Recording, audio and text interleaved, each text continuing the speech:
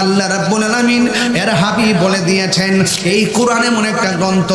একটা অক্ষর যদি কেউ তেলাওয়াত করে, একটা অক্ষর যদি কেউ তেলাওয়াত করে, তার আমলনামায় আমার আল্লাহ রাব্বুল আলামিন 10টা নেকি দান করে দেয়। আরে ভাই, এই পৃথিবীর মধ্যে না কত ধরনের কবিতা আছে, ছন্দ আছে,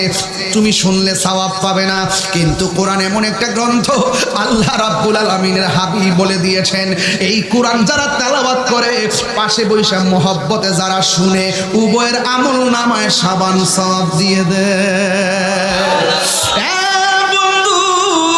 যেই দিন হুমনার কবরস্থানে চইলা যাইবেন, যেই দিন কাশীপুরের কবরস্থানে চলে যাবেন, যেই দিন ওই মাধবপুরের গুরুস্থানে চলে যাবেন, বিতিকালমিনার গুরুস্থানে চলে যাবেন, বলরামপুরের গুরুস্থানে চলে যাবেন, কাশীনগরের গুরুস্থানে চলে যাবেন, বাবরকান্দের গুরুস্থানে চলে যাবেন, হুমনা পৌরসভার গুরুস্থানে চলে যাইবেন।